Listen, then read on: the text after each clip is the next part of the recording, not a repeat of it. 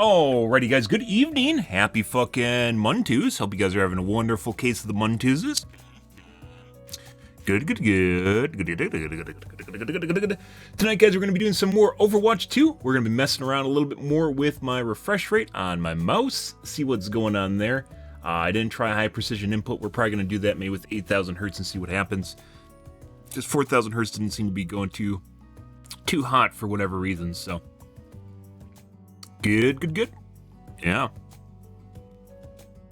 I know, we'll see how things go, though.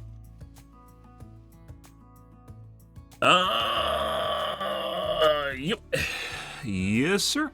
I think we're going to take a look at the tubes here, guys, in a second, and see what's going on there. Oh, we got a Project Farm to watch, too? Oh, my God. Wow. Wowee. Looking at the Overwatch 2, or not Overwatch, Dead by Daylight community is definitely... They're pretty interesting. It is so easy to cause survivors to literally flip out and like throw their shit across the room. It's actually insane. Like, getting them to flip the table is so incredibly easy. Like, if Dead by Daylight had remotely balanced sides, like, it wouldn't be that way, but it is so easy to get survivors to literally just, like, flip out. Just like on Twitter, just flip the fuck out whenever you try to support killers. Like, they just absolutely hate that shit. They don't like equal discussions. They always want to have an advantage, and it is crazy. It's absolutely crazy. I love it. It's pretty good, guys. There's no other community like this, and I'd still say that. And one other reason that there should never be another game like Dead by Daylight. The intricacies of the Dead by Daylight community, from a social standpoint, are pretty insane. Like, you could actually write a paper on it or something. I don't fucking know. And the constant pandering from the broadcasters to people in the community, to survivors, regardless of them being survivor mains or killer mains, they all try to pander to survivors because they're the majority of the player base, and they know it. They know who pays the bills, and they don't want to piss them off. Yeah. Good stuff, though. 2022's best pitch meetings. We watched the one on Avatar, didn't we? Oh, we did. And Rings of Power. We definitely watched Rings of Power.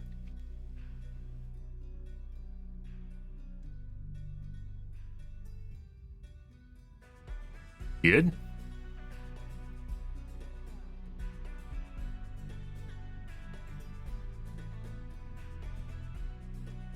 Gamers Nexus not actually releasing meaningful content. Check.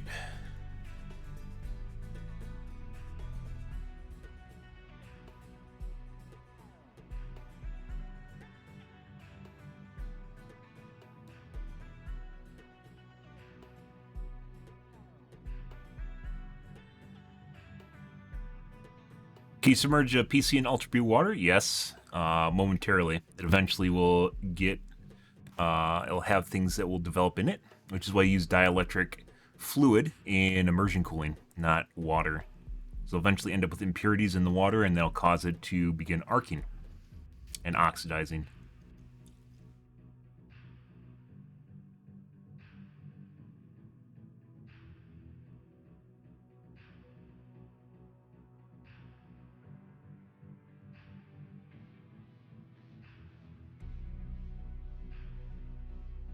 But HD movies on cassette tapes, and they're amazing. Well, for the first couple times you put it through the machine, I'm sure.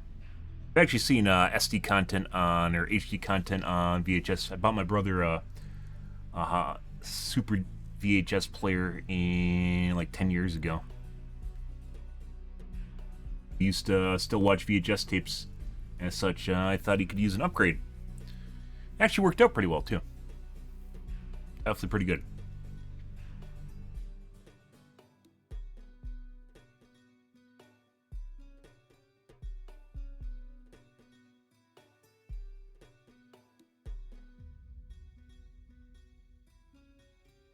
CS is coming up this week. I think it starts on Thursday. Fun.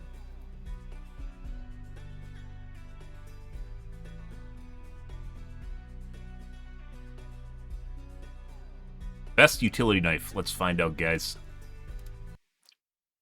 I've had a bunch of requests to test folding utility knives. I've got a bunch of different brands to test, so let's see which brand is the best. In the first test, we'll see how much force it takes to open and close the knives. Then we'll see which of the knives does the best job securing the blades. Then we'll test the failure load for each of the knife locks. Finally, we'll see which of the knives can handle an impact. At a price of $15 for 2 knives, or $7.50 each, is this Black & Decker brand. Includes a stainless steel belt clip. The knife does not have a lock to keep the knife secured in the closed position, but it does have a liner lock to keep it secured in the open position. To change the blade, press down on the blade release button and remove the blade. I'm weighing all the knives with all the blades removed, and the Black & Decker weighs 87.1 grams. In the first test, let's measure the amount of force it takes to open the knives, and it takes close to 200 grams or about a half a pound of pressure to open the knife. From the midpoint to the fully open position, the Black & Decker is very easy to extend at 38 grams. I'll be testing 2 different DeWalt utility knives. The first one costs $11 and it does not fold. So immediately off the gates, that's kind of the test doesn't work because it depends on where you open the blade. You're not going to be opening it from the tip, right?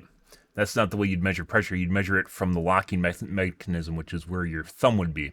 So you'd have to tie it around the locking mechanism. So this is kind of I mean, it'll tell you how much resistance there is, but it's not going to tell you how much force you have to use to open it. Thirds of a pound. From the midpoint, it takes about 90 grams to open the knife. At a price of $12 is this Husky brand. While the knife doesn't have a lock to keep the knife locked in the closed position, it does have a lock back to keep the knife secure in the open position. To change the blade, press the blade release button and then rotate the blade cover to the open position. And the Husky weighs 114 grams. And the Husky takes about twice the force to open compared to the Gerber and the Black & Decker at 590 grams. From the midpoint, it's pretty stiff at 238 grams. At a price of $12 is this Crescent Wiss. If you're looking for a utility knife that won't accidentally open, the Crescent stays securely locked in the closed position. To extend the blade, you have to slide the blade release button towards the back of the knife while extending the blade. The button does seem to get stuck at times, making it difficult to open the knife. However, the blade change is very easy with a pretty large button that slides towards the base of the knife pretty easily. The Crescent holds 2 blades in the handle, and the Crescent weighs 184 grams. Because you can use them like pocket knives. The Crescent takes the least amount of force yet. They're basically utility knives. Grams. I'm not exactly sure why you would use this instead of a utility knife, though. Is this Stanley Fat Max? Folds for safe and convenient storage. With the Stanley Fat Max, you can actually hold 2 blades at once. Just to fold the knife, you simply press the release button. 3 steps to change the blade. Push the slider forward. Push the lever towards the blade to be changed. Pull the blade out of the knife while holding the lever. The Stanley Fat Max weighs 195.8 grams. And the Stanley Fat Max is about the same as the Gerber at 312 grams. It's actually not too bad from the midpoint to the fully open position at 53 grams. Like instead of a sliding knife? Is this Craftsman I don't know why you use this. It doesn't. These also don't have the blades that you snap off too, which is kind of like where you'd want one of those guys.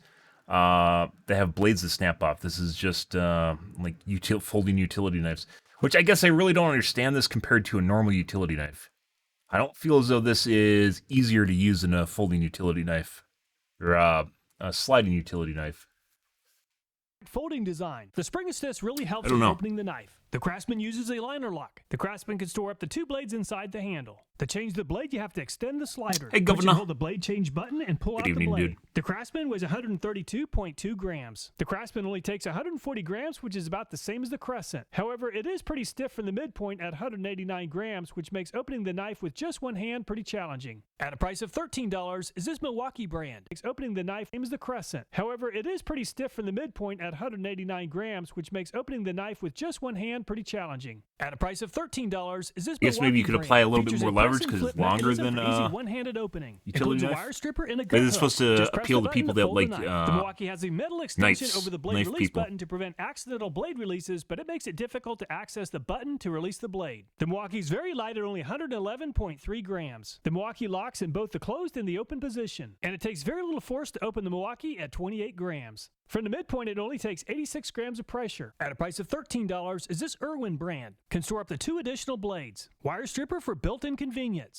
The knife does not have a lock to keep the knife secured in the closed position, but it does have a liner lock to secure the knife in the open position. I hate those, by the way. The knife has to be in the They're partially pain in the folded ass when you use them. They're hard on your press the fingers. blade release button and remove the blade. And the Irwin weighs 126.1 grams. I don't think I'd ever use one of these compared to a normal 289 grams. normal sliding knife. knife. It's also pretty stiff from the midpoint at 298 grams. I have seen them. My brother has one. $14 is this Cat brand. Quick one-handed operation using a built-in thumb stud. Locking liner keeps the blade securely open during use. To change the blade, press down on the blade release button and remove the blade. The cat weighs 137.6 grams. At 450 Yeah, I don't think I'd grams, use these the cat compared to a requires normal quite knife. a bit of thumb pressure to open with just one There hand. doesn't seem to be From any the midpoint, advantage. it takes even more pressure at 498 More, grams. At a price of $14, more force? is this Fiskars Pro. One-handed flip-open design allows the knife to open with the flick of a wrist. With the Fiskars, the knife will remain locked until the button is pushed. Push the button to release the knife and allow it to fold. Push in the button and slide the blade lock into the open position. Remove the old blade and install a new one, and press the blade lock closed. The Fiskars Pro weighs 154. That looks easy to grams. accidentally Once the knife is unlocked, the Fiskars is the easiest to open actuate. yet at only 8 grams. From the midpoint, it's done the best yet at only 43 grams. At a price of $16, is this Cobalt brand.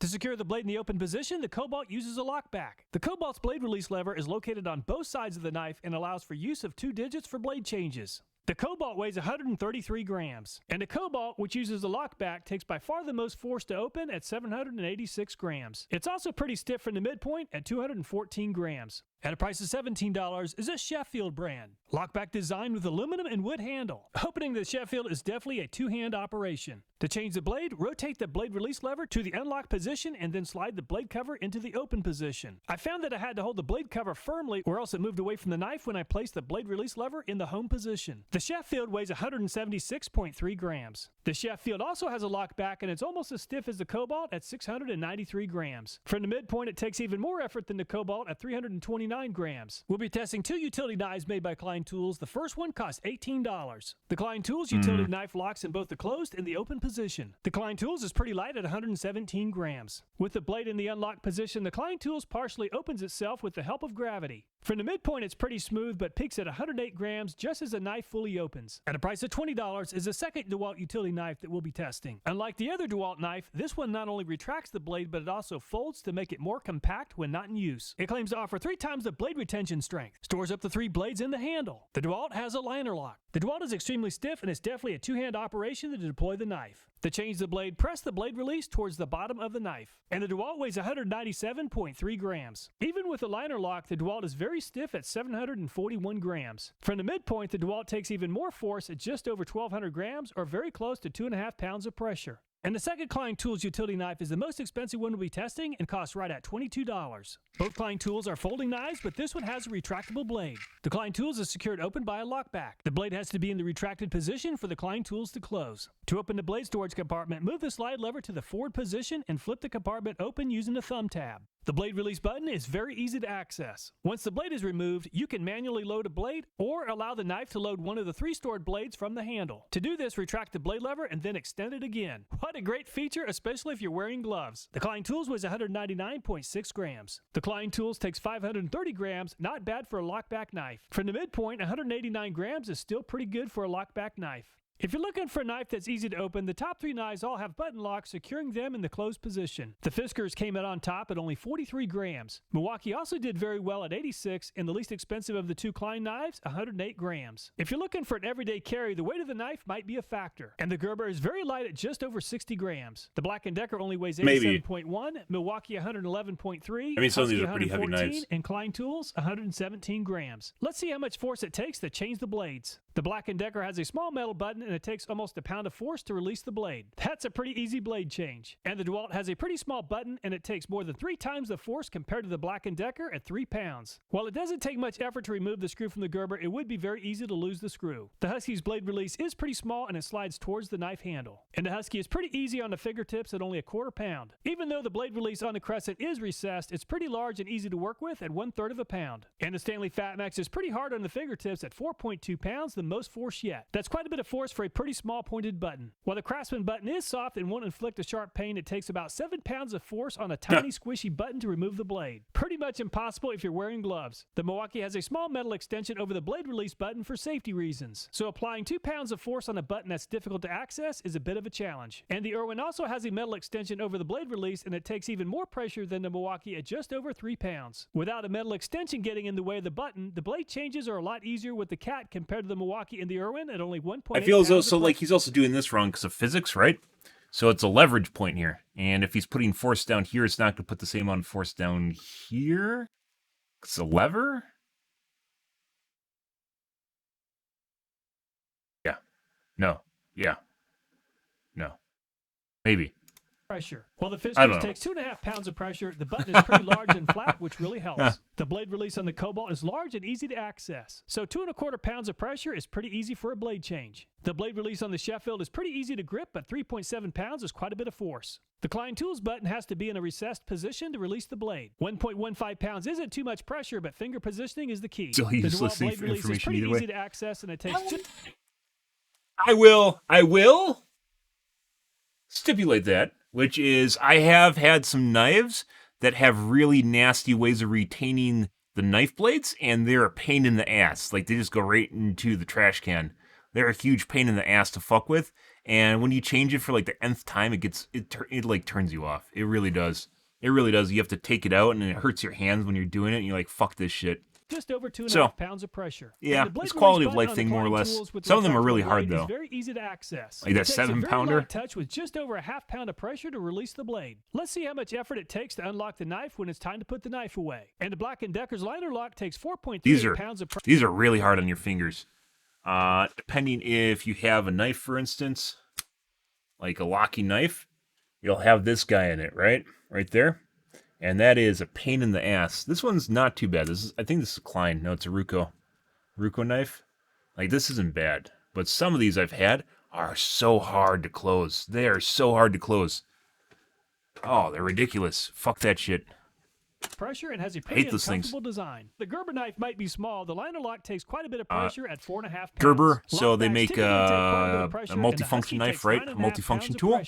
Yeah, a lot of multifunction tools have that locking mechanism in them, and they're a pain in the ass. It takes 4.2 pounds to slide into the unlock position. And the Stanley Fat Max uses a button to unlock the blade that's very easy on the fingers and takes less than 3 pounds of pressure. The Craftsman's liner lock is pretty hard on the fingers at just over 6 pounds of pressure. That's the most pressure yet for the knives with liner locks. The Milwaukee and the Crescent both have a button to unlock the blade, and the Milwaukee performed almost the same at 4.88 pounds. And the Irwin's liner lock is very easy on the fingers at just over 2 pounds. The Cat took almost 5 pounds of pressure to release the liner lock, which is about a pound less than the Craftsman. The Fiskars uses a button to unlock the blade, and it only takes 3.2 pounds of pressure, which is very close to the same as the Stanley problem with Fat the button Max. is you can accidentally actuate that on the side if you hit it. At 12.4 pounds. The Sheffield also has a I mean, it's not really that and big of a deal because you're not going to be cutting up, right, against it. 3 pounds. And the Klein Tools is very easy on the fingers at only 2.23 pounds to unlock the knife. The DeWalt and the Cat both have liner locks, and it takes about the same amount of pressure at just over 5 pounds. Of all the knives with a lock back, the Klein takes the least amount of force at 7.7 pounds. It also has the most surface area, making it the easiest on the fingers. A pound of pressure on a liner lock digs into the fingers a lot more than a button. So taking that into consideration, the Klein Tools only takes 2.23 pounds of pressure on a button. The Irwin's liner lock takes 2.29 pounds. The Stanley Fat Max and the Fiskars both use a button, and they take very close to 3 pounds of pressure. Up next, let's compare the 5 knives with retractable blades. And the DeWalt takes 4.3 pounds of pressure to reposition the blade. And the Stanley Fat Max seems to get stuck in the open position, and it takes almost 25 pounds of force to retract the blade. The Craftsman is almost the same as the DeWalt at 4 pounds. And the folding DeWalt utility knife is very well designed at just over a pound of force. And the Klein Tools only take 0.89 pounds, the least amount of force yet. So the Klein Tools and the DeWalt make the blade deployment process very easy at around a pound of force. The less expensive Craftsman and the non-folding DeWalt require around 4 pounds of force. Before doing some testing that causes damage to the knives, let's first compare the comfort of the knives using 10 pounds of force. This is a highly subjective comparison, but I believe you'll find the information helpful. There just isn't a good place to apply thumb pressure, and the handle and the belt clip have some sharp edges that cut into the hand. On a 1 to 5 scale, with 1 being very comfortable, I'd give the Black & Decker a rating of 4. The DeWalt is very well designed for comfort with no sharp edges and a rubber grip. There's also a rubber pad for applying thumb pressure. This one's going to be very hard to beat with the best possible rating of 1. The selling point for the Gerber is the compact size, and that comes at a cost for comfort. Unfortunately, it's very uncomfortable to use with a lot of sharp edges. I'd give the Gerber a rating of 4.5.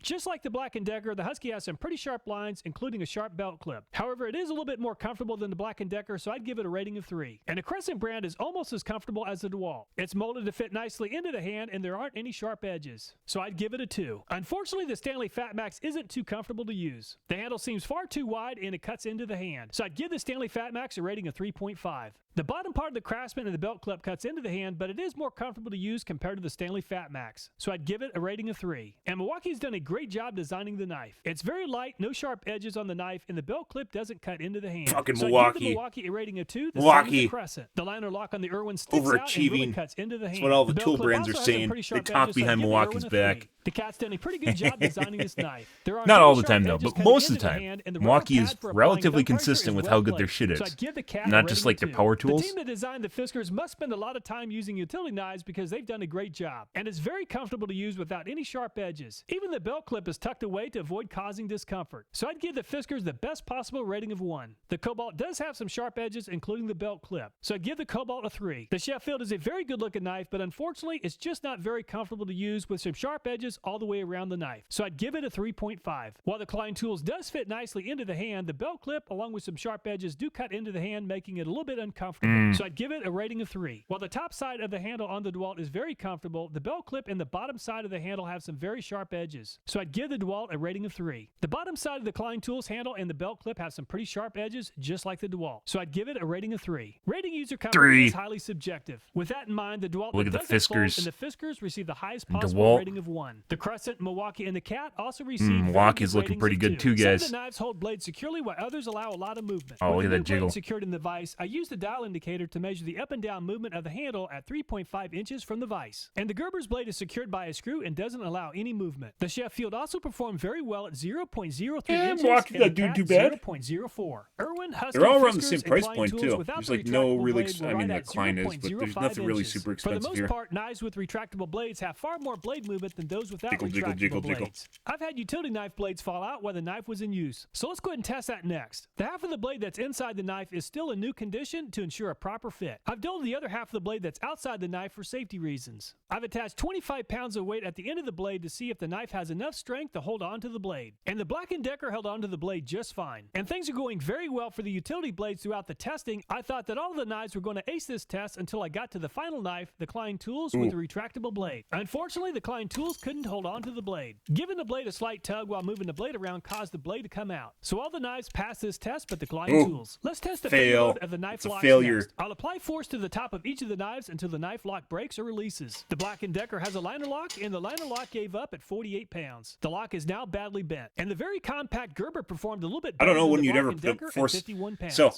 just like when you cut with a knife, you're going down like this. I don't know when you would ever use the knife in an upward fashion like this. So this is kind of a frivolous test in my opinion. As long as it locks it, it's kind of pointless. You'd have to break it the opposite direction, right? You'd have to break the back of the knife. That's what he should be testing, not this. Even though the locking mechanism is a point of failure, it's not something that you'd ever use, right? You'd never lift the knife up, but like this, you don't cut the opposite direction at all. You don't cut going up at all. You'd only cut against, like, with the pressure like this. So this is kind of a pointless test. It should have been the opposite direction, even though it'd be much more difficult to break it. Like, this is pointless. Like, there's no point in testing the locking mechanism because you're never going to cut in that direction in the first place. Like So, the Black & Decker, the liner lock is bent. what are you and gonna the do, knife is now like, use jammed in the to, open like, position. leverage And the Crescent something, like, brand made it to take off the 71 pounds tires? I briefly don't before fucking know. making a very bad sound. And the Crescent's lock will no longer hold the knife in the open position. And the lockback design of the Husky is proven to be far stronger than the liner locks, making it to 205 pounds. When the knife let go, the lockback became detached from the knife. And the button lock on the Stanley Fatmax made it to 95 pounds before the top of the knife experienced a blowout. Unfortunately, the knife lock experienced catastrophic failure. The Craftsman's liner lock gave up a lot sooner than expected at only 31 pounds. Unfortunately, it experienced a pretty bad bend. The Milwaukee has a button lock and it performed very well for this style of lock at 184 pounds to move into second place behind the Crescent. And the lock on the Milwaukee still works just fine, but the lock did experience a lot of wear and tear. And the Irwin almost matched the performance of the Milwaukee at 183 pounds before the lock gave up. And the liner lock is badly bent. Just like the Irwin, the Cat has a liner lock. And the Cat made it to 174 pounds before giving up. And the liner lock actually broke. And the Fiskars moves into the lead at a very impressive 236 pounds. And the bottom of the knife experienced a pressure sore, but the lock still works.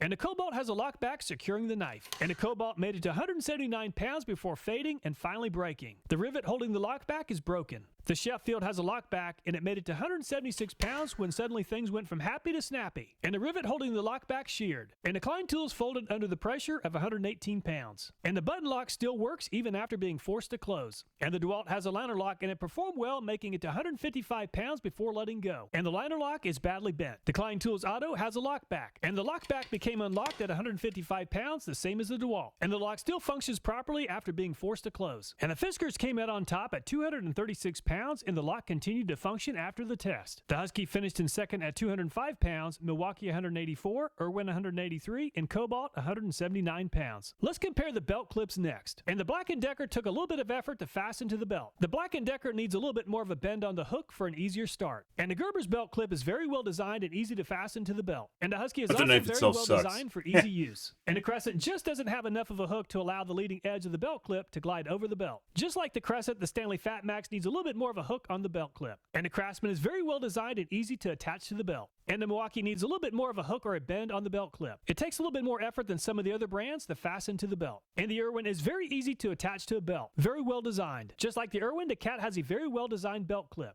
The belt clip on the Fisker seems to be designed for hand comfort when the knife is in use. So there's just not enough of a hook on the belt clip for an easy start. The Cobalt has plenty of hook on the belt and is well designed. Just like the Cobalt, the Sheffield has a very well-designed belt clip. And the Klein Tools just doesn't have enough hook on the belt clip, and it takes some effort to fasten to the belt. The DeWalt seems a little bit better designed than the Klein Tools, but it's not as easy to fasten to the belt clip as some of the other brands. And the Klein Tools Auto takes even more effort than the less expensive Klein Tools. The belt clip on this one has less of a hook. While rating belt hook performance is subjective, about half the brands receive the best possible rating of 1 for ease of use attaching to a belt. I also compared the holding strength of the belt clips with possible rating of 1 for ease of use attaching to a belt. I also compared the holding strength of the belt clips when fastened to a belt. And the Fiskars came out on top at 7.8 pounds. The Sheffield also performed well at 7.4, Milwaukee and Klein Tools 7 pounds. I also tested the lateral strength of the knives before the lock strength test. I placed 25 pounds on the side of each knife and they held up just fine. Let's drop a 70-pound railroad tie from 12 inches onto the knives to see how they hold up.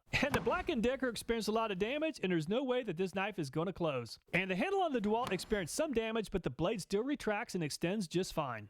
While the Gerber experienced some damage, it definitely held up better than the Black & Decker. And the Crescent experienced just as much damage as the Black & Decker. And the Husky doesn't look too bad, but the knife is stuck in the open position. And the Stanley Fat Max doesn't look too bad, but neither of the blades retracts or extends. And the Craftsman held up really well. The blade still retracts and extends. I can't close the knife since the liner lock is damaged from the previous test. And the Milwaukee knife doesn't look too bad, but it's bent and stuck in the open position. And the Irwin experienced less damage than most of the other brands. The bent liner lock from the previous test is preventing the knife from closing. And the Cat compressed a little bit from the impact, but once the weight was removed, the knife moved freely. And the Cat held up a lot better than average. And the blow from the railroad tie broke the belt clip and bent the frame on the Fiskars. The knife no longer folds. And the railroad tie dealt a fatal blow to the Cobalt. It's badly bent and no longer folds. And the Sheffield didn't seem to notice the minor tap from the railroad tie. And the Sheffield is still as good as new. And the frame of the Klein Tools has a small bend and the knife no longer folds. The DeWalt doesn't look too bad, but the blade no longer retracts or extends. And the railroad tie put a small wrinkle in the Klein Tools, but it still folds with some effort. The blade still retracts and extends just fine. If blade storage is a factor that's important to you, the DeWalt without a folding handle holds 5 spare blades. The DeWalt with the folding handle and the Klein Tools Auto holds 3. The Crescent, Craftsman, and the Irwin hold 2 spare blades. So which knife is the best? If one does include the subjective comfort rating it. So this is obviously going to be more subjective, but I'd say comfort rating matters a lot.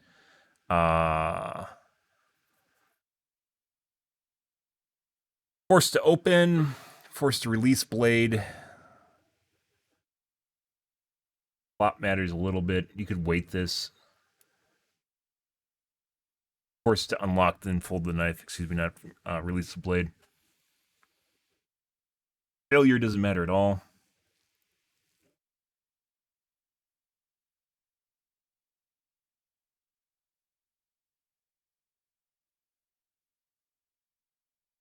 You split it up into blade change rating.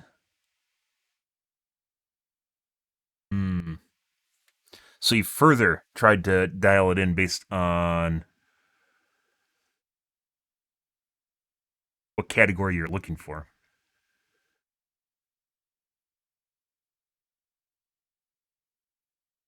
Maybe Fiskars? Also on top for him.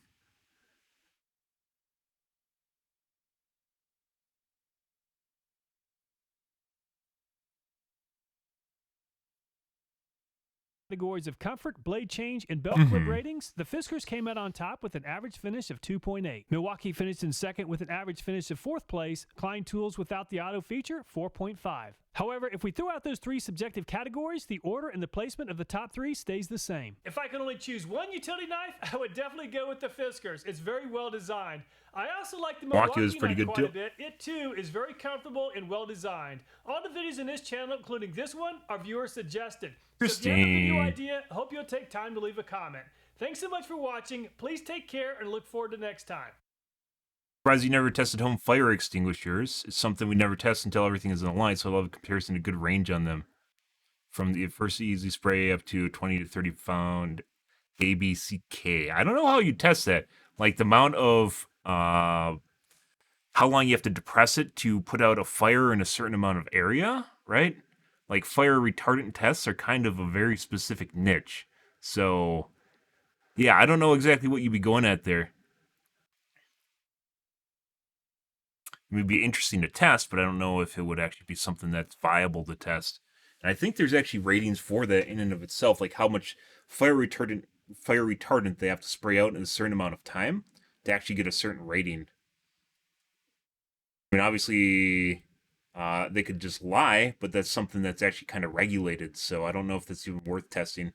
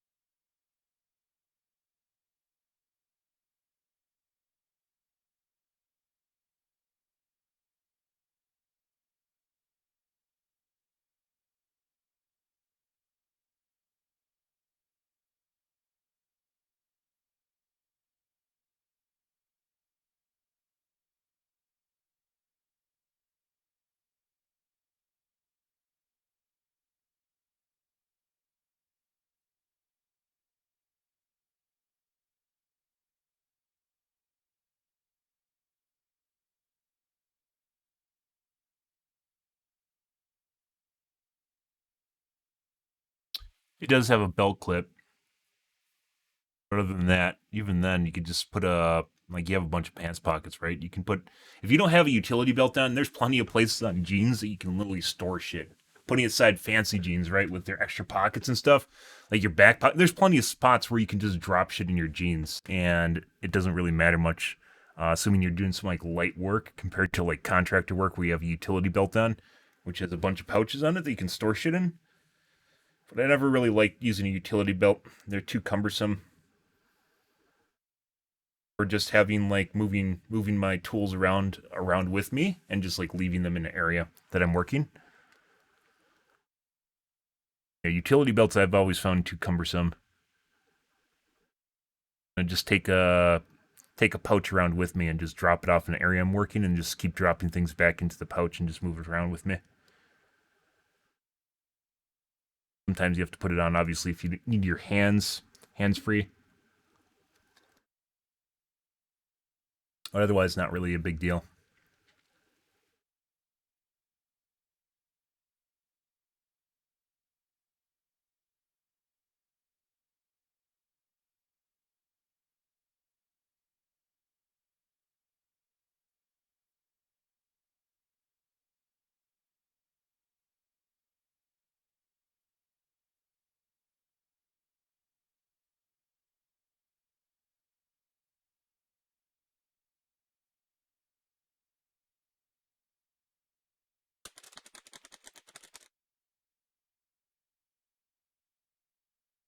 Well, I mean, it's technically, so there were sliding foldings. So foldings where it goes like this, like you know what a folding knife looks like, right? This is just a normal folding knife, right?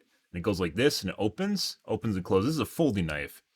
And basically you fold it open and then the blade's exposed, right? But they also had knives in here that were folding and sliding, meaning when you opened it up, then you have to slide the knife back and forth right there, right? So it was a folding sliding knife. Now normally utility knives are sliding. They'll slide in and out. So they just like if you imagine the little button here on the handle, it slides out the blade by pushing the button and extending it, right? And there's also another category of utility knives, which are like sliding snap-offs.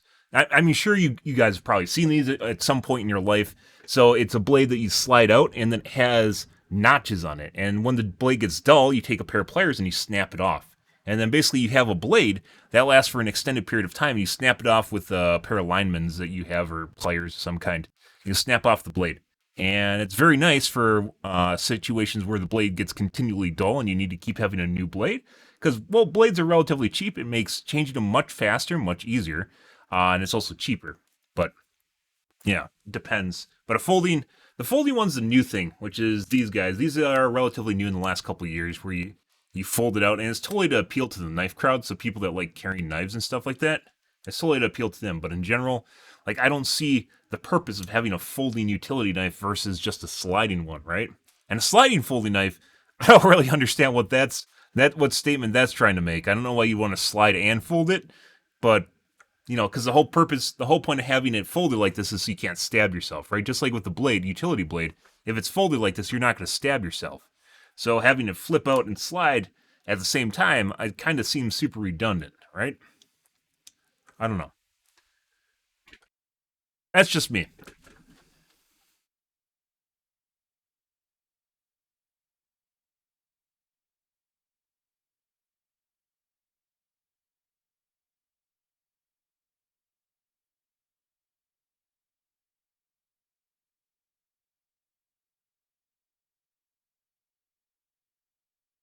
Yeah, I don't know. I don't know. Maybe I'm missing something. Maybe I've been out of the loop for too long because I haven't done contractor work in probably 5 years at this point. Yay me! Yay, I'm free! I'm free, guys! For now. I'm free for now. But yeah, that's I don't know. And I did contractor work with family and on my own as a solo contractor for quite a long time. And I mean, it's a to do. It's something you can do, and having autonomy over your job actually is pretty. It's probably one of the things I value the most in a job is having my ability to do what I want at the job. Yeah, so that rates pretty heavily for me, much more so than just getting paid really really well. But I don't know. I've seen them in the stores. I've seen these guys in the store before, and I just never really did anything with it. They don't really they don't really like, holy shit, I want this. I think the only thing these appeal to is the knife carry crowd, and maybe if you're not wearing a utility belt, right? Because it has a belt clip, but I think they have utility knives, sliding utility knives with a belt clip. So, and even then, you just put it in your pocket. If you don't need a utility belt, you can just put it in your pocket and you're fine, right? As long as it retracts. Good evening, Unhuman. But yeah, I don't know. I don't really understand the folding angle on this because it seems like it makes things more complicated, and at the same time, you lose carry capacity. Just like I mentioned here, you lose carry capacity, and it's just more things that can go wrong, right? You get more leverage because it goes out further. But I have a utility knife that's basically ergonomic. It looks like this instead of a straight line. It's like this, and I don't really see the difference. I don't really know. I certainly put them in my pocket and never in my belt. Yep. So this is a guy that just throws it in his utility belt or in his pocket.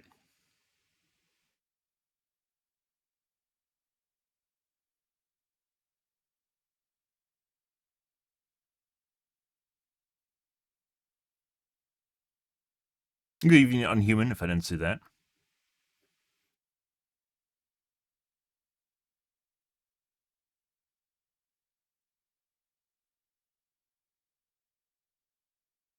Tactical flashlights.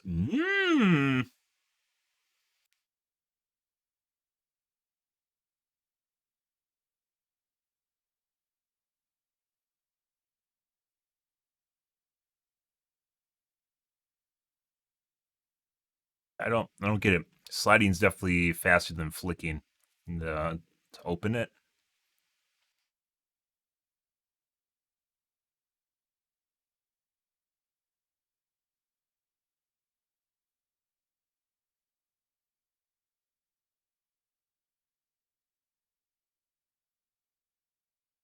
Yeah, that said flashlights.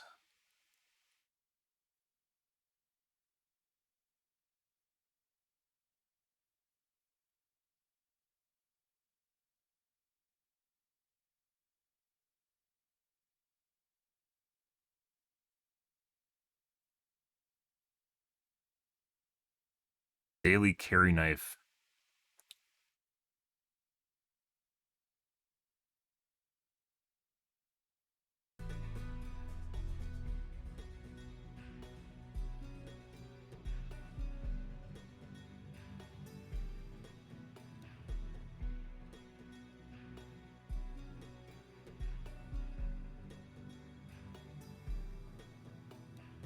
It's also not uncommon to accidentally ship your knives, pens, and tape rolls out with the product. Yeah. $10 isn't really... You don't, in my experience, you don't lose knives that often. That's just me, though. But then again, there's some people that just constantly misplace their tools. So price probably... That's why you have charts, right? That's why you have charts. So you can pick what matters the most to you. So if you need a cheapie, you need a 3-pack of shit knives for $3, you can get them, right?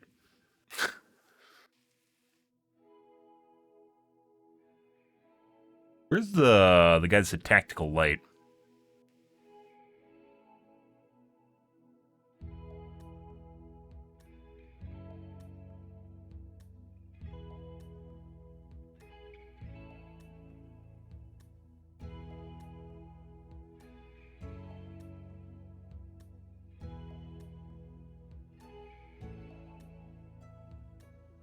Maybe someone in the comments will enlighten me onto why you'd want a folding knife instead of a slide. Just a normal slide, not a folding slide.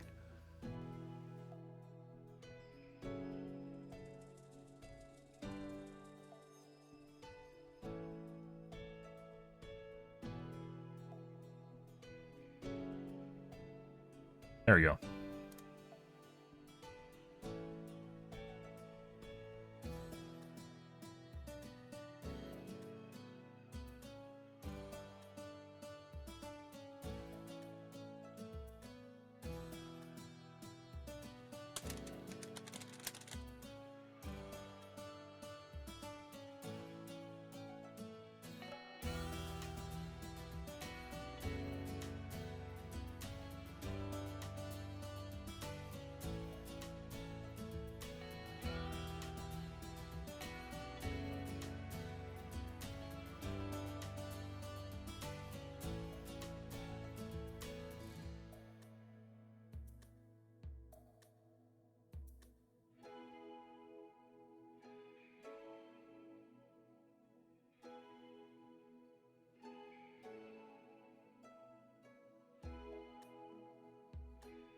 Fuck torque test channel. Torque test channel is super basic. All they test is generally torque, as the name implies, which is why we don't cover torque test channel.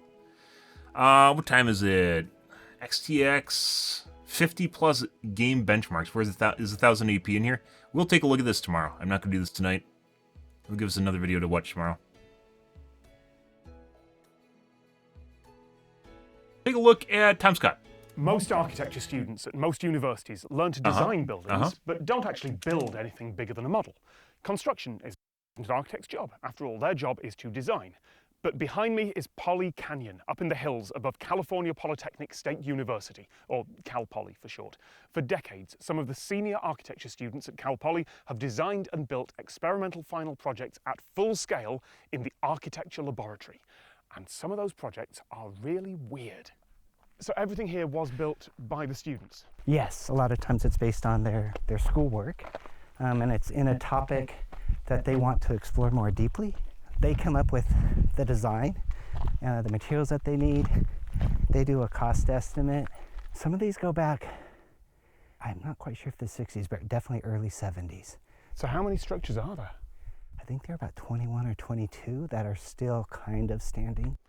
It's not like every student does a senior project that's here. It's if they've got a design they want to make real and they can find the funding for it, Exactly. Cal Poly will give them the space to do it. Exactly. How often is there a new building here? They come really in spurts. Like someone will build, and I think then the students hear about other groups building, so then they might try and do something. You might get one project maybe every 2 to 3 years. They might try and do something. This is very reminiscent of the Olympic Stadium in Germany, the way that they have it set up with retention. There's probably a name for it in architecture. You might get one project maybe every That's like 2 part to of it, 3 years, if you'd imagine that. on average. They try and make it like you were working in the real world. So you have to go through our facilities department here, and they have to get a building permit. And these days there's also a plan for what will be the upkeep. So it's open to the public. So if you're on campus, everyone is welcome to kind of explore the area. And I was amazed when I first started coming out here again, because I went to Cal Poly as an undergrad, and so when I came back, I was really amazed at how much the canyon gets used, and especially in the afternoons and on weekends.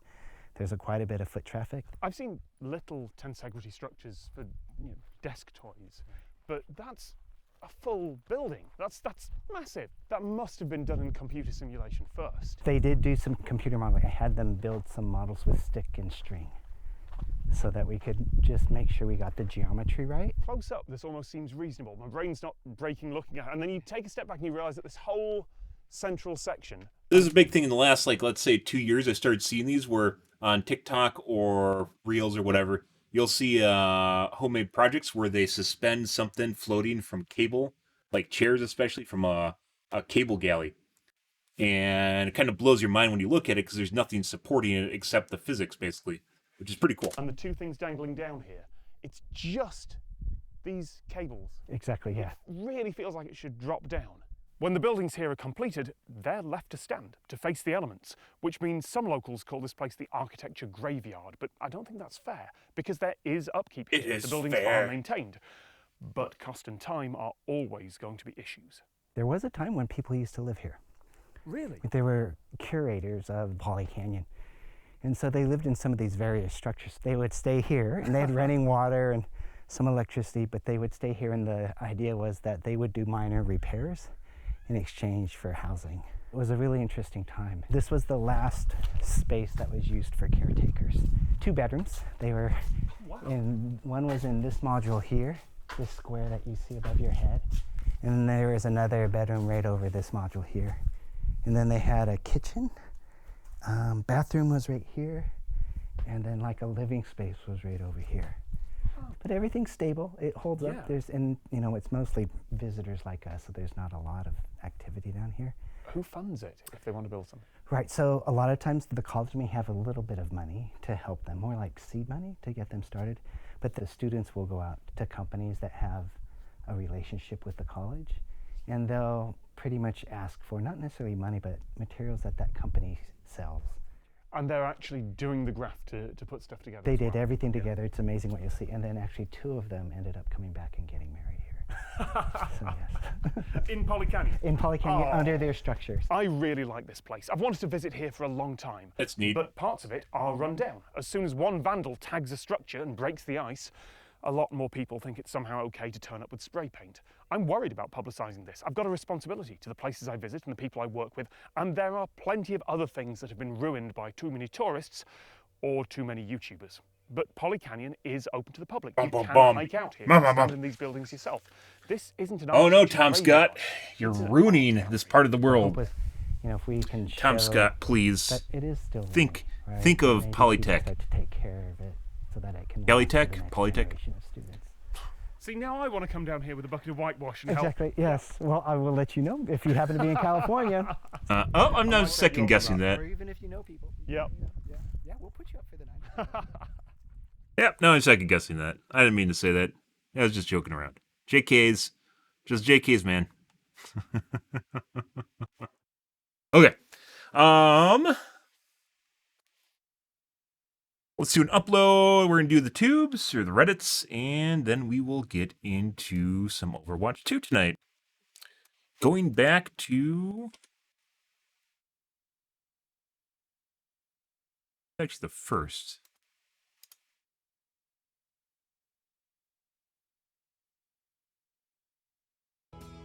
Mm-hmm.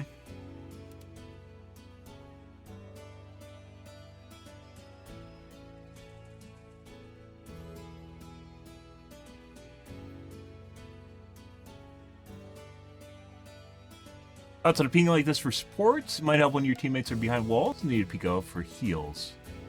A lot more they could do to improve the ping system for sure.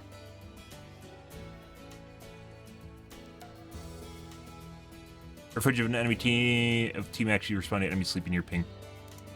Let the Kitsune guide you. What? I mean, I respond to them. I also ping myself with X when I get slept.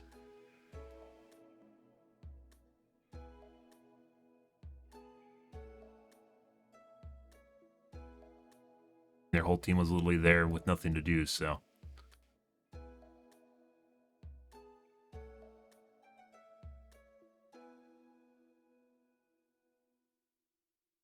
You ever open Overwatch 2 and close it without playing? I bet you look at your skins and close it. I'm sure there's plenty of people that do their league too.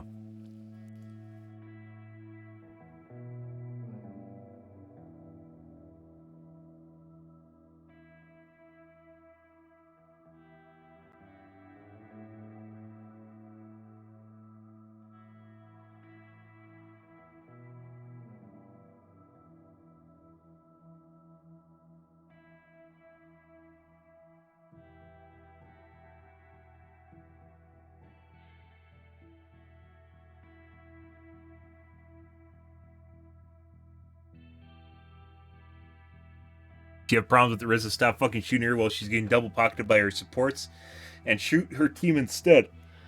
You ain't go after the healers? No way, guys. No fucking way.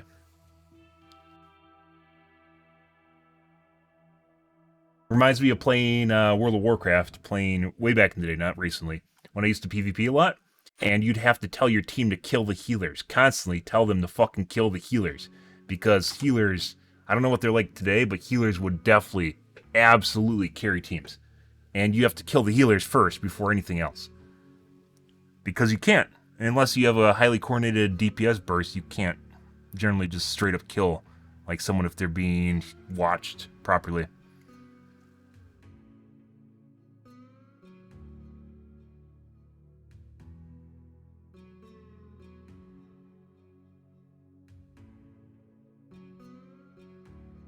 First feedback from manufacturer and hotspot problem, they suspect at least one batch simply had too little liquid introduced in the vapor chamber. Yep. They have to do a total recall. I've heard multiple people, including DeBauer, say that. Yeah, fuck off. I mean, DeBauer's a pretty level-headed individual, but they're all hopping on the fucking total recall train because they're fucking knee-jerkers and they have to be sensationalists to generate clicks and be alarmist. Alarmist. Creating needless worry or panic. Scaremonger. There we go. That's a better one. They're being scaremongers. Doomsayer. Doommonger. Pessimist. No. Killjoy. No. These are getting into emotional, how you feel, rather than overdoing something. Opposite, Pollyanna. Voice of Doom. Gloommonger. Scaremonger, I think, is a pretty good one. Alarmist, I think, is very appropriate, though, for media. Replacing your GPU actually void the warranty. It shouldn't. I'll take a look at this tomorrow.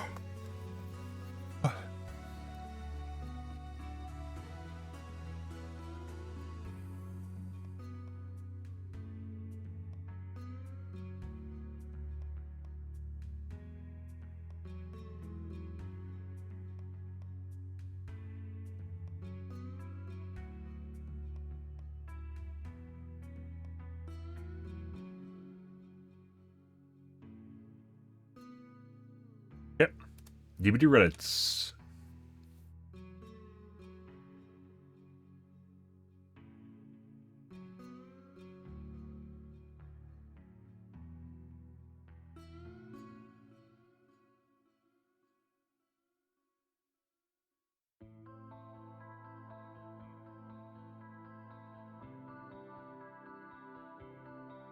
If any of these three are on my team, I know for a fact that we're going to lose. That totally is not true. They have, what, Dwight? There's no Megs in here. Meghead is literally a meme for a reason. Meg. What the fuck? Jillheads and Megheads. Yeah. Well, Jill's here, right? No, that's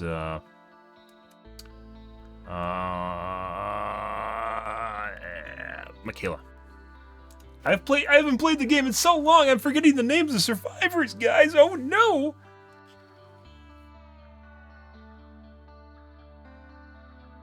Even DBD with friends can feel like solo queue? No shit, because you're not all the same skill level. Weird, huh? Although that skill level needs to be pretty minimal if you're playing in a Swift on voice comms. This gives you a huge advantage. Remove Pinhead.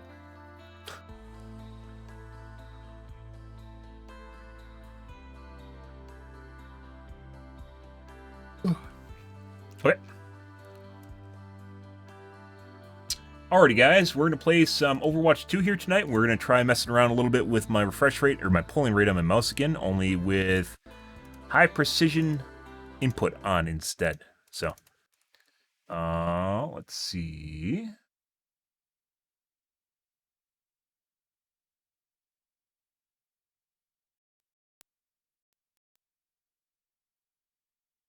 I didn't change my input, did I? My headset.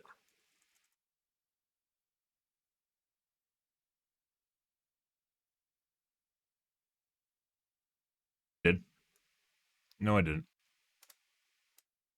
Off.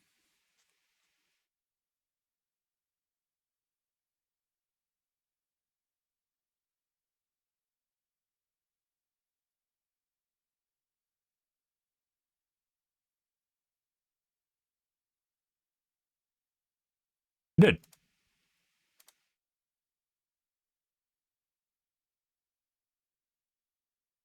Mm-hmm.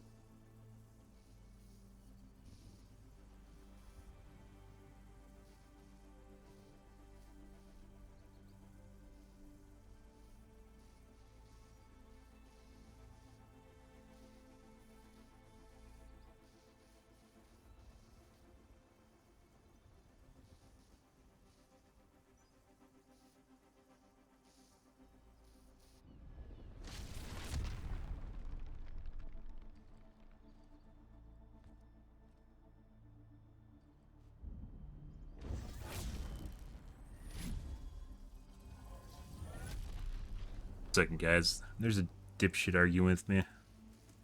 I just thought I was gonna look on the post we made a couple days ago on the Blurbuster forums about the Razor mice and whether or not they're supposed to be, whether or not mine's bugged or not. And there's just a dipshit that's pretending that it's a USB 2 mouse instead of a USB 3 because he has no idea what he's talking about.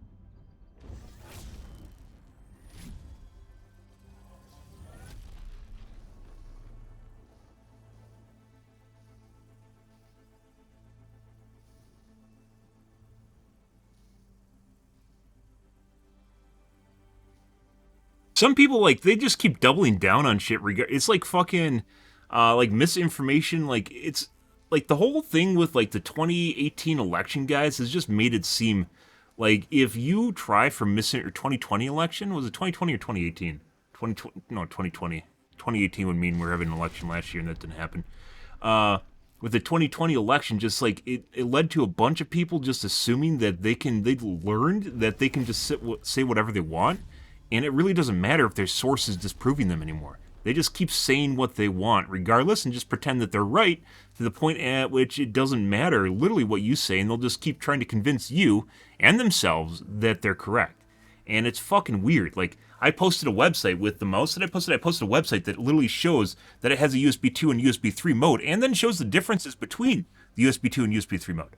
Which there's now another guy that's just like saying, nuh-uh. There's another guy. There's a guy saying, nuh-uh. It's a USB 2 mouse. And he's fucking full of shit. There are some mice that are natively USB 3. This is one of the mice that are natively USB 3.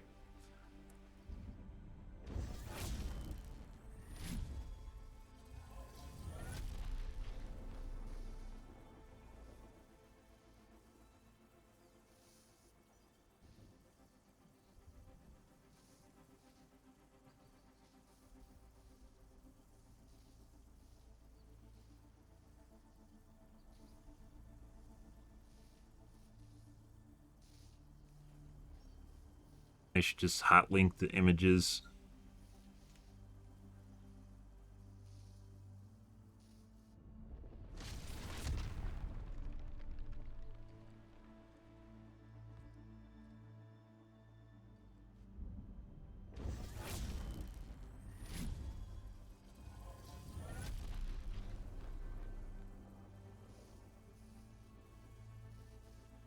Actually, I'll take it again and see if I can generate more. Sometimes engaging people, guys, has nothing to do with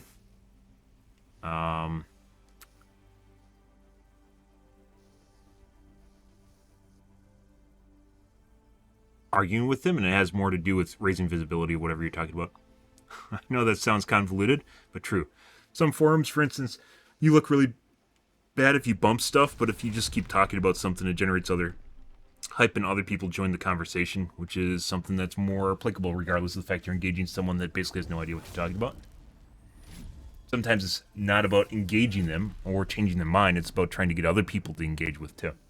I'll be back, guys. I'm going to get some water and a soda. One second.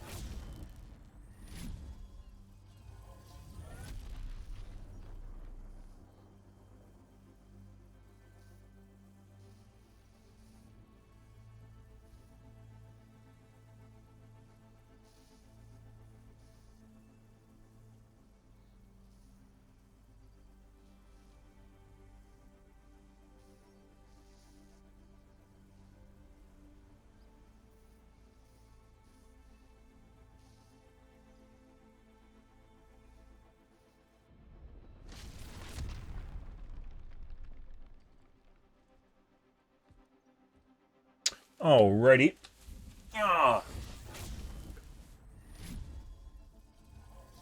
My lovely heated foot pad. Oh my god. Make winter so lovely, guys. Lovely heated footsies. Oh, yes. Alright, how many cheaters are we going to run into tonight, guys? Let's find out.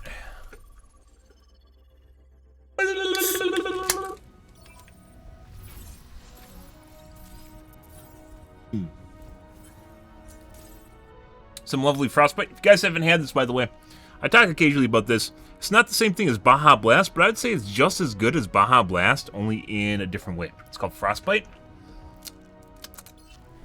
Love it. And right when I'm ready to play. Yep. Bomb Street.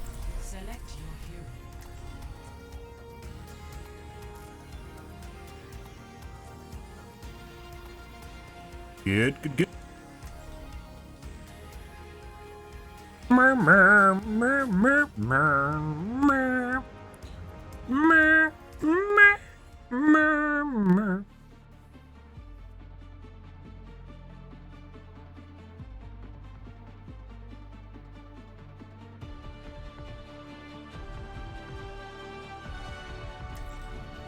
Strike from above.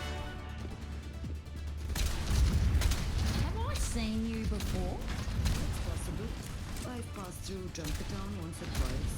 You're the one who kicked Rednet in the wicker basket. We started it. 5, 4, 3, 2, 1. God.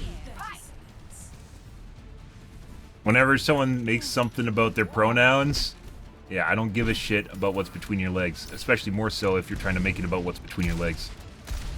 Don't care.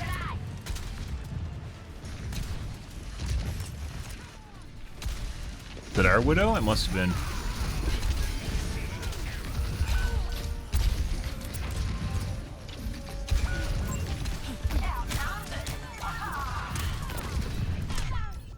There was a widow back there.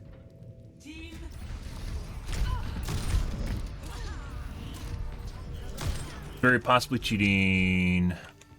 Shake it off. Up and away. Guy's definitely cheating. We need to catch Is this a prestige 1? Accept one. I don't stay down. Yeah, this guy's definitely cheating.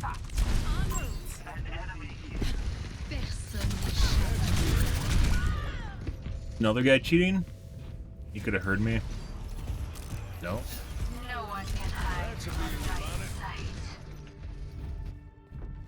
All systems nominal. So first game of the night, guys, the Widow is 100% cheating. I don't know about the McCree yet. Underway. Let's take him to the wasteland.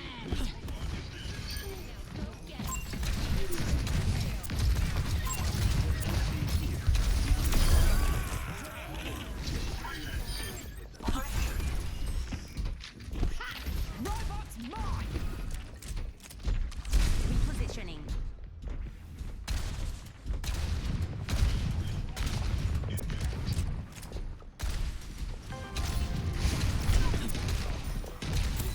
A new encounter.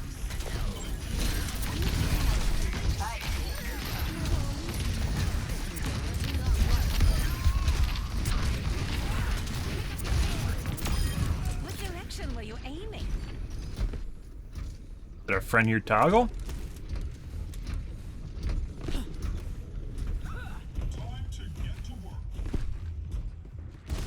Sniper. Amateur. We're almost past them. Not sure why they're fighting over there. It's a good spot for our Windows to go and die. Good.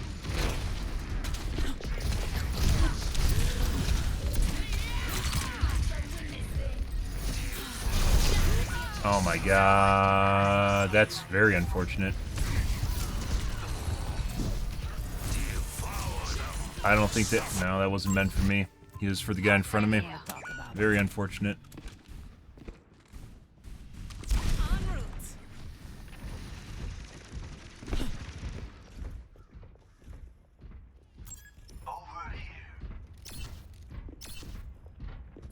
Group up here.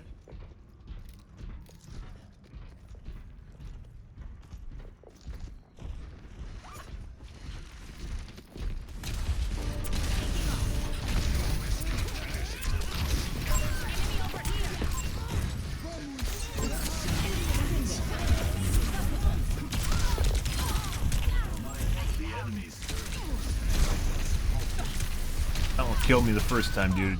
Killed myself on accident.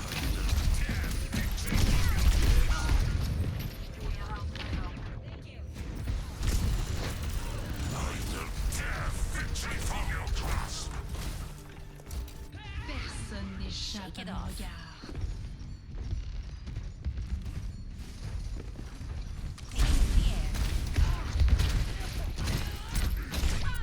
Nope. Although he did have wall hacks, so there's that. Whatever that's worth. Okay, my head's in the game. We have the robot. Repositioning. Get over here.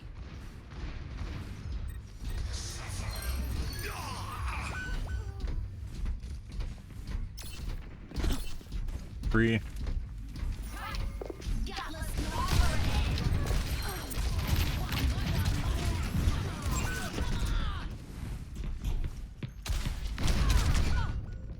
And headshot.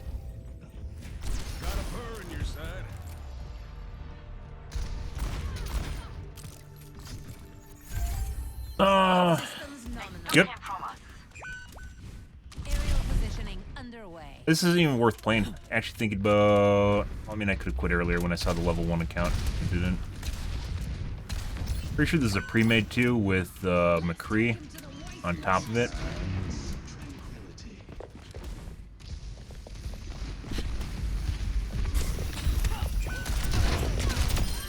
This round goes to me. That's the guy that hits every shot, by the way.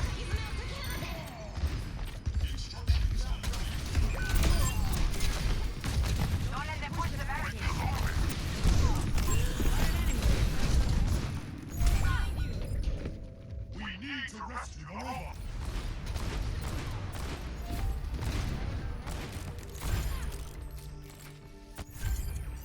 Returning to battle. Over there. Nano boost administered. I see a sniper. On the move.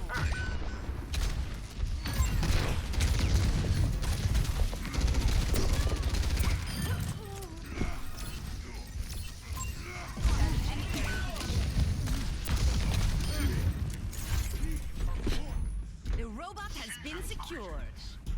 Healing fortified.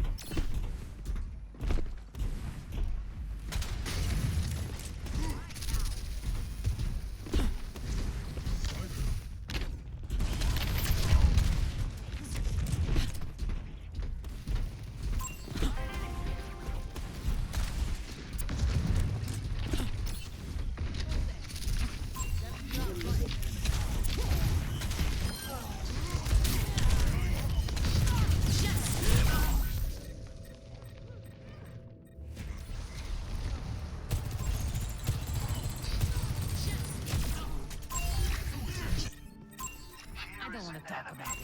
I was. Enemy here. Good, good, good. This one. The enemy has claimed the robot. EMP charged. Ooh, this one. This one has teeth. All right, time to push.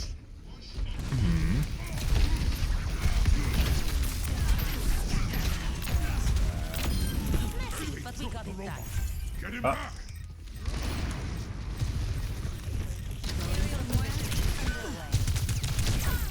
Mm-hmm.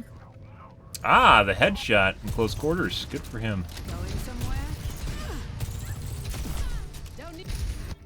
My ultimate is good to go. All systems nominal. Locators in place. En route.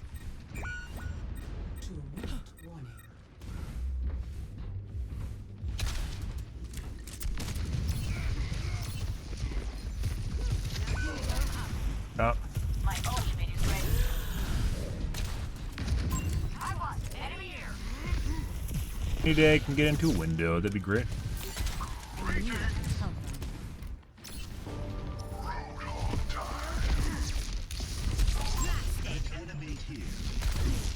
Watch out for this one.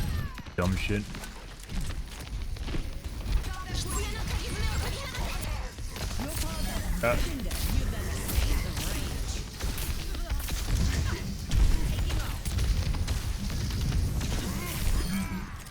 What do you think the McCree was doing the entire game? Just jacking off somewhere?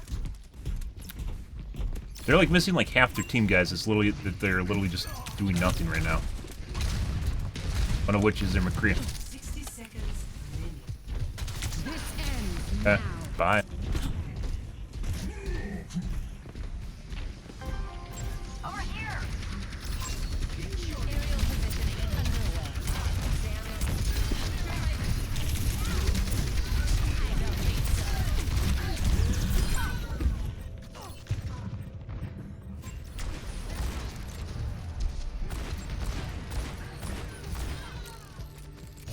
Good. Good. Stay down.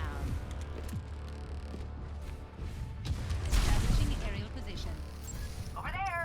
Watch out for this one.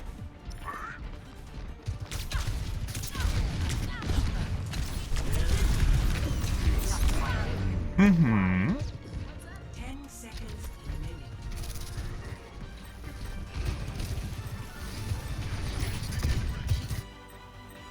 Ooh, I'm gonna shut them Overtime.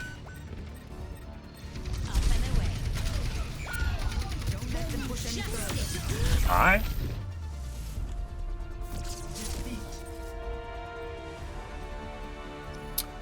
Alrighty, let the reports begin. So, as I mentioned before, the McCree and the Sombra, or the McCree and the Widow are definitely together.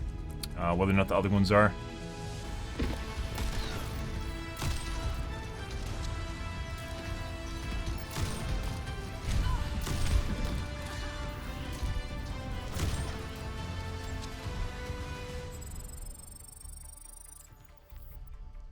Good shit.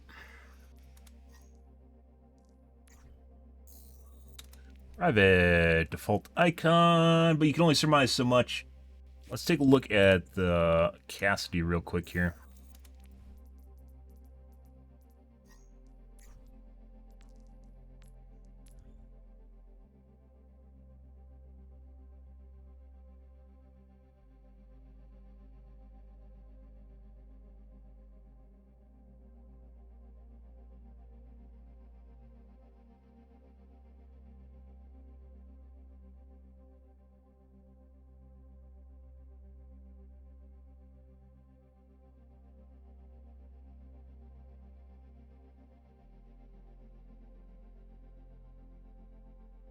Okay.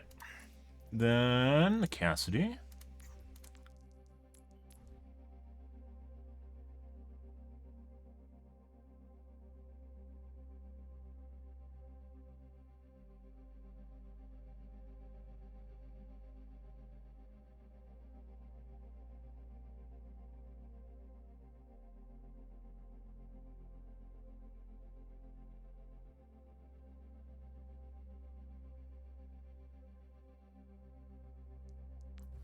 Good. Next game. Fun. First game of the night, guys. There's literally nothing we could have done. That Cassie, like, literally just fucked off for half that match, guys, where he didn't even show up to the point or what's going on in the match. Because he didn't need to. Up until the end.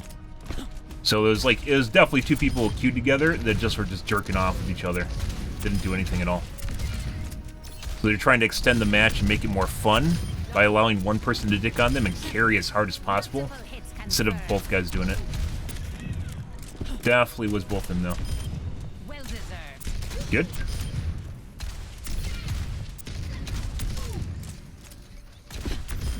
Fun. And very obvious at the beginning before I mentioned anything with the Widow. Now entering. Prepare your defenses. Select your hero.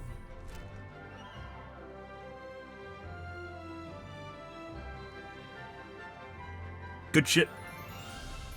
Default icon. Prestige 1. It's almost always Prestige 1s that are cheating. Not all the time, but most of the time, because it's like either your account has been inactive. It's very, very easy to stay at Rep 2 or whatever, Prestige Rep 2. It's very easy to stay at Rep 2. Very, very, even I'm at Rep 2 and all I do is play Pharah, so, yeah. But it's almost always the Rep 1s are almost always the cheaters. It's like 70% of the people that I report are Rep 1. Because it's like an inactive account or a hacked account or bot account. Just one more mission. Hello there. Good shit. Although the Cassidy report is Rep 2, as I mentioned, so maybe not 70%, maybe 60% of the time. It's still a significant number of players. 5, 4, 3, 2, 1. Attackers in. Widow?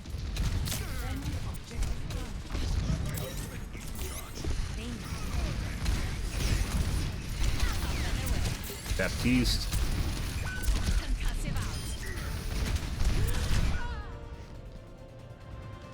Two tap.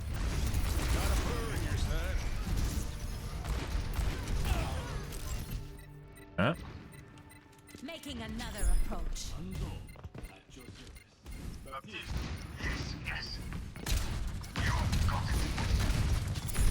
Increasing altitude.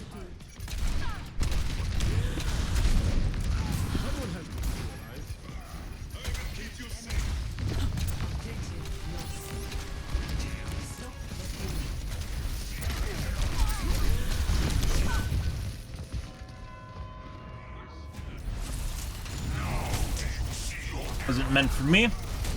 Oh. Good. Always more to learn. Got another cheater game, guys? Let's find out. Take this. We're outnumbered. Be advised.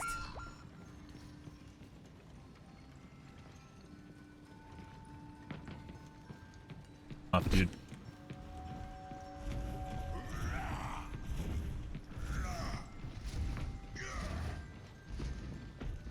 Stop the payload. Over here. Taking off. Literally fucking sitting inside here jerking off. Not. He's around here. Did he run away? Huh?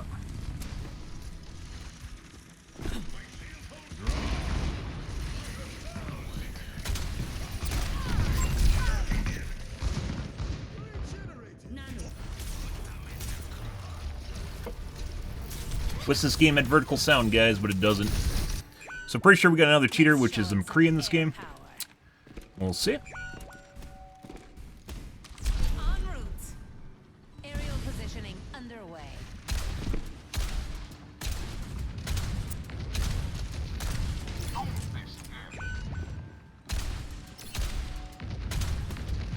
The payload has reached the objective.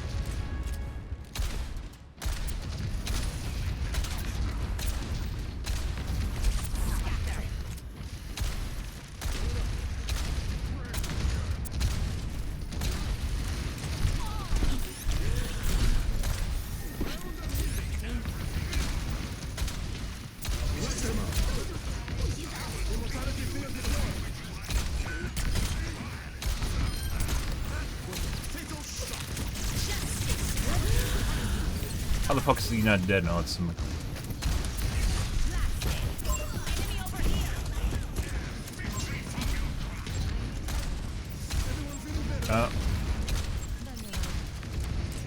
Establishing aerial position.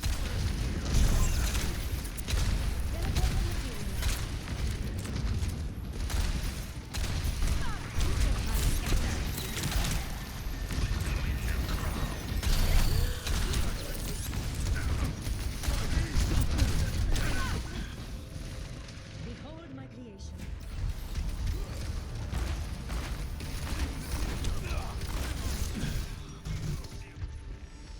The skies await.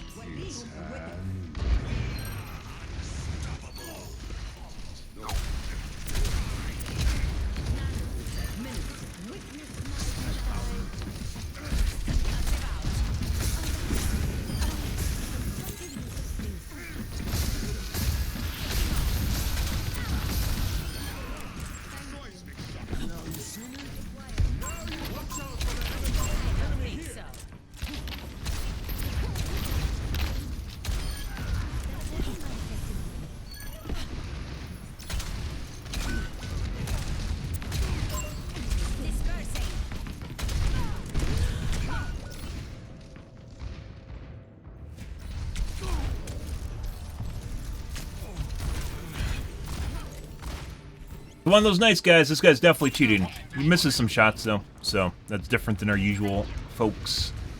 You can tell based on the velocity and the over-undershoot.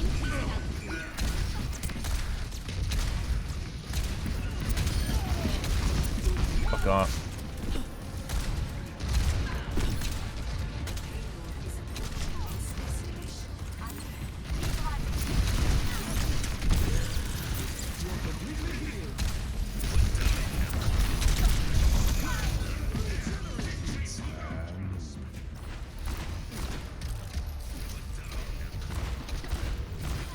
Fuck's even shooting it? All systems nominal.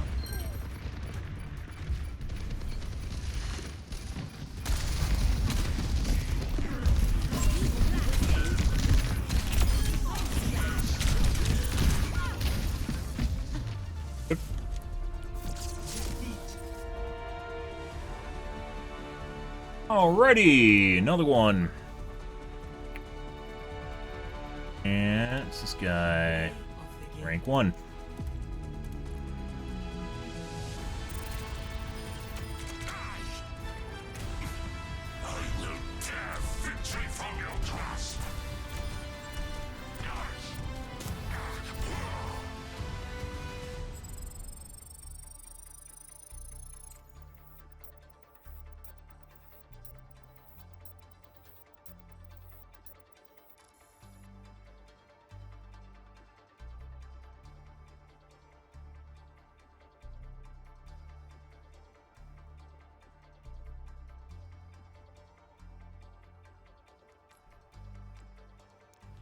The top 500 guys? Oh my god, was that top 500? Let's see what was top 500. Also, we are on the shit server too, which is the 37 MS ping server.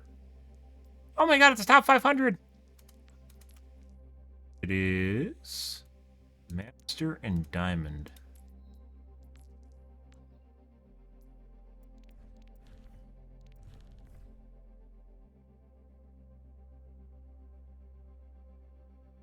Next game.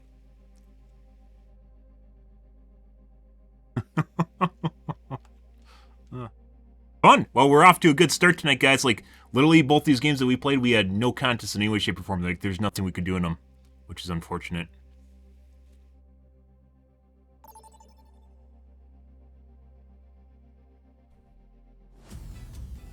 Traveling to the right.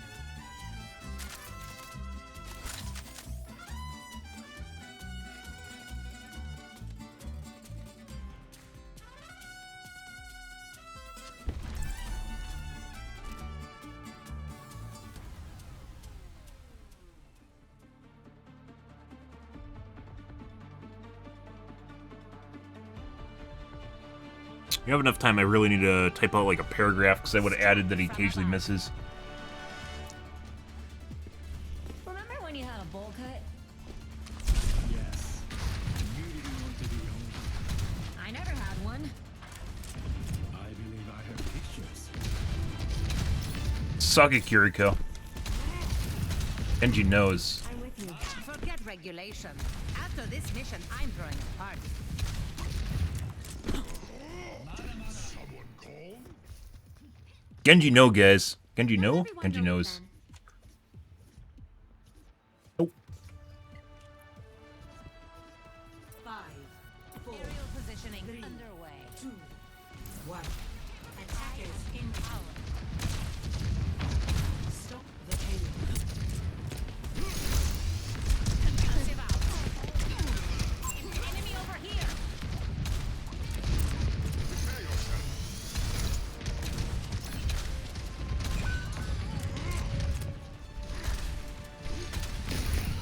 Enemy here.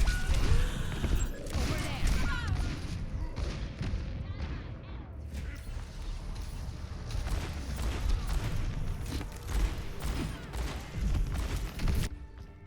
All systems nominal. On the move. I look after my own.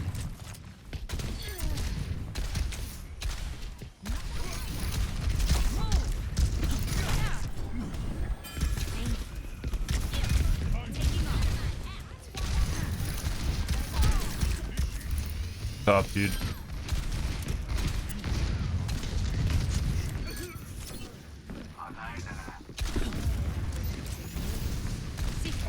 sure I did that one.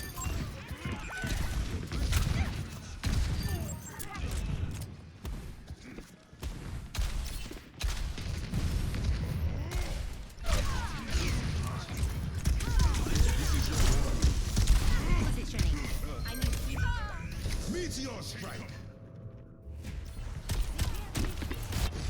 It's a dumbass that's just fucking around because I'm a Pharah. It's like Genji's, they'll come after you, and like Genji's actually an effective way of dealing with Pharah if you're good at them. Up and away.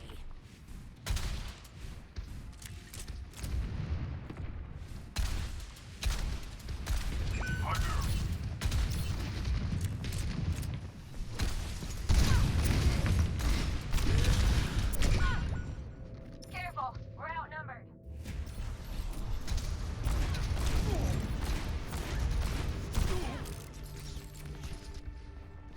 The skies await.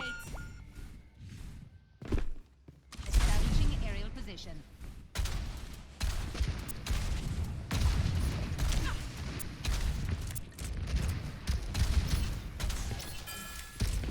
Thanks for the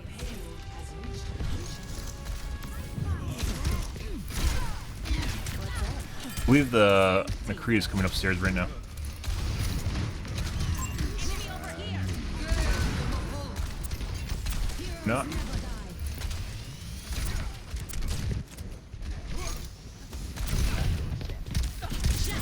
Hi. From above.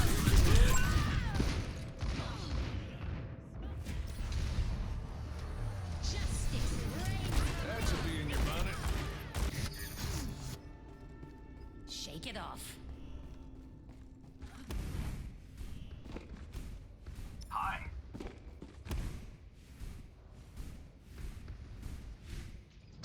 Aerial positioning underway.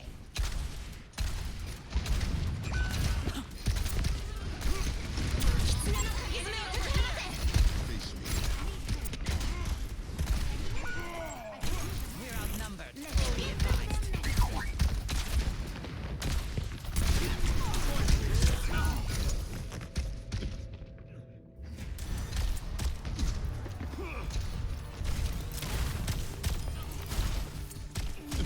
Duncan.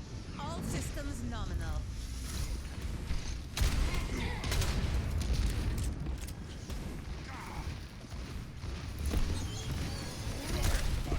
Up and away.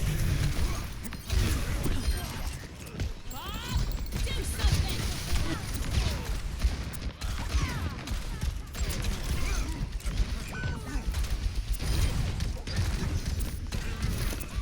Let the Kitsune guide you! Don't mess with my scientist.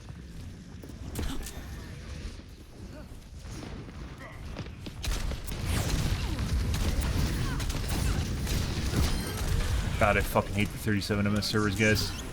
So much. The Google servers? I think we're just going to start calling them Google servers because I'm pretty sure that's who's hosting them.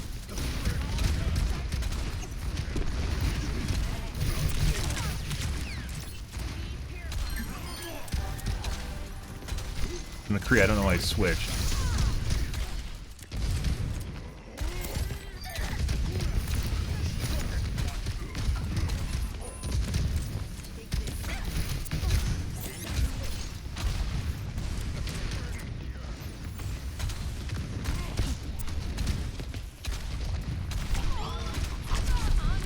That's Ash.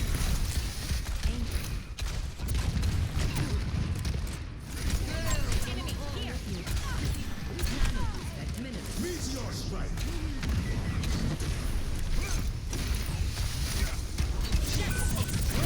Bye.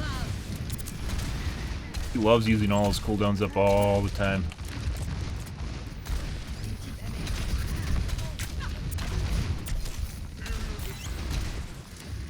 Taking off.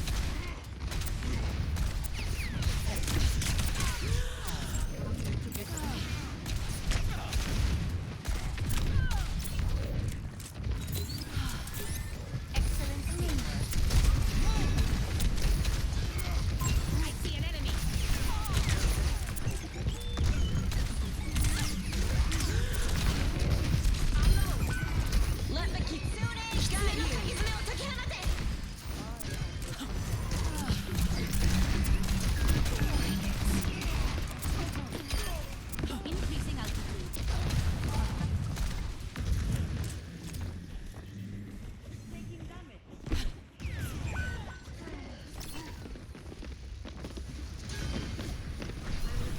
Okay.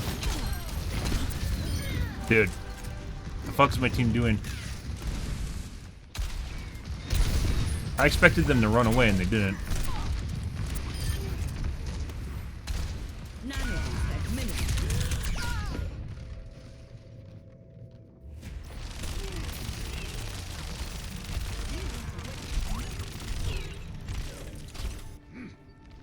The skies await. Huh.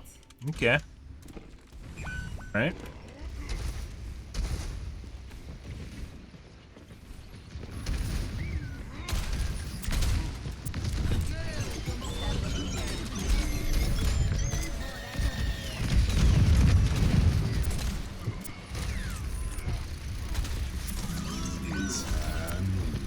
Oh, he did. Good. Maybe could have booped him down. That would have made things worse for our team, though, so. Returning to battle.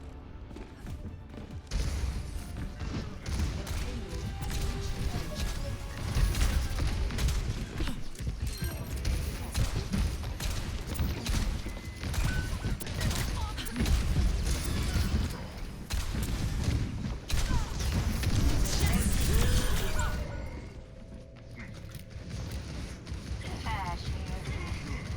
Thanks. We have On my way.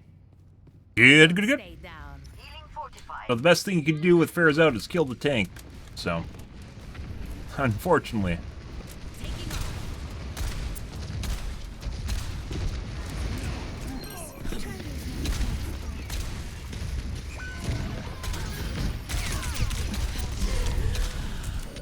Still in tank mode.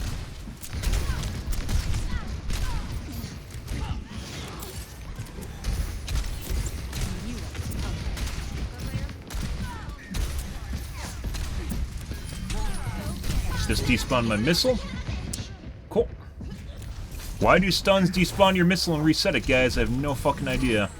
It is super fucking annoying, though, because they can actually save you. And they didn't always do that. Back in, like, Season 1 or 2, they didn't used to do that. They changed it so it started doing that. Just despawned it again. You saw me go like this, and the missile came up. Last one was more abrupt, though, where he's actually out and in flight. Pulled me out of spawn. Mm-hmm.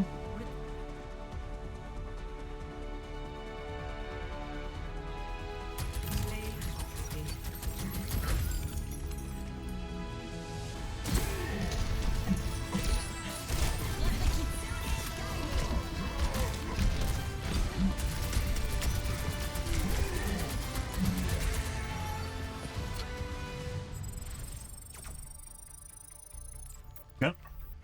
Nice game. Well, that's still better than our first two with the cheaters in them, so. Although possibly that McCree in it, maybe. That got toned down in the first 2 minutes, though. What I've noticed with people cheating, guys, is they usually try to immediately take the first point, and then they'll turn off their cheats and kind of like coast until the end, and then they'll try and clutch it at the end with cheats again. Wanna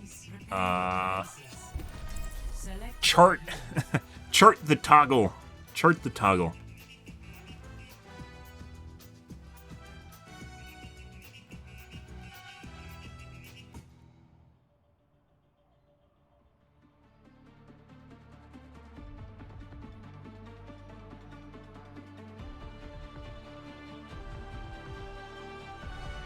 Strike from above.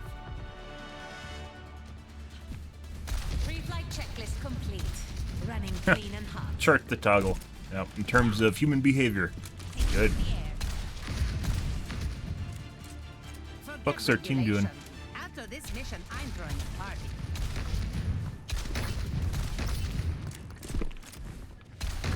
Ooh, I live for this.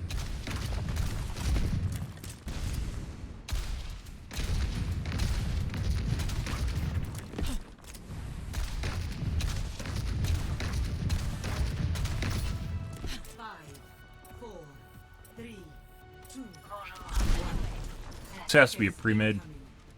We're gonna lose the first point immediately, so.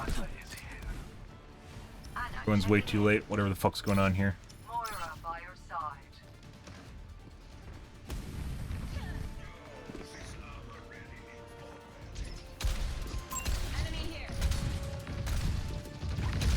Well, they just gave up the first half. If the enemy team was actually fast, we would have lost it. Dispersing.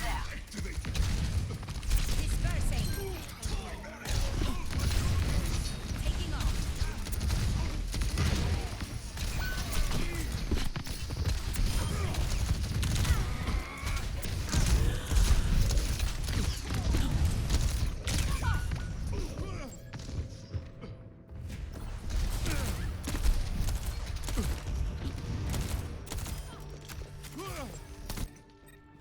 Shake it off. Taking to the air. They outnumber us. Keep it tight.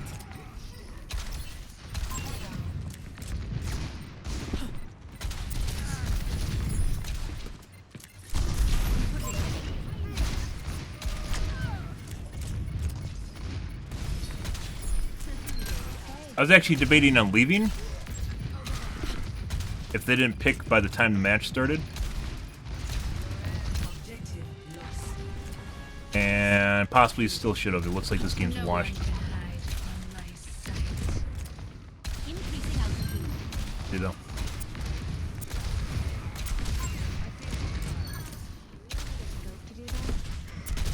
Dispersing.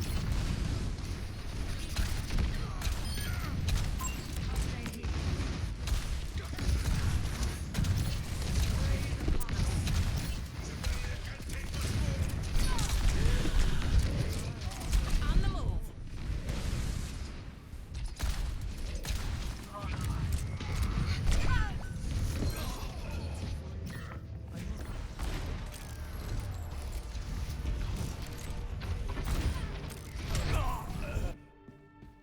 Okay, my head's in the game. Suppress the target.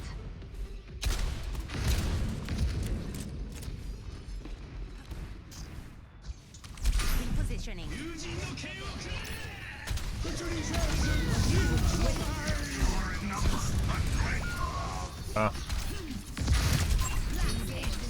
My fucking concussion missile just went. Another 37? No, it's not.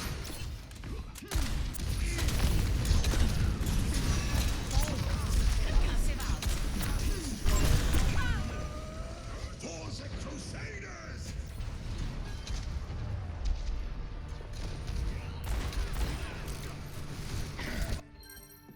All systems Wonderful night, guys. Happy New Year. Apparently.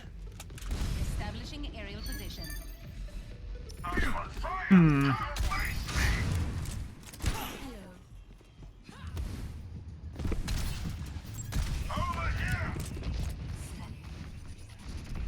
No one can hide from my sight.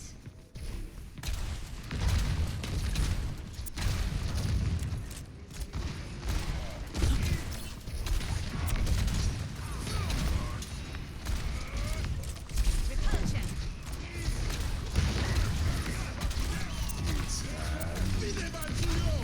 Increasing altitude. The storm has been Let the kitsune guide you.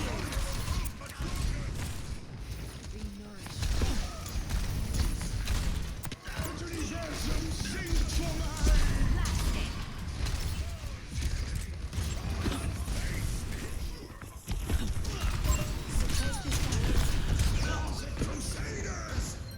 I believe we just got hit by a widow shot in the face from a deflect.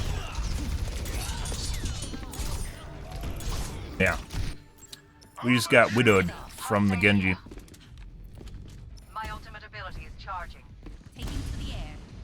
Hello.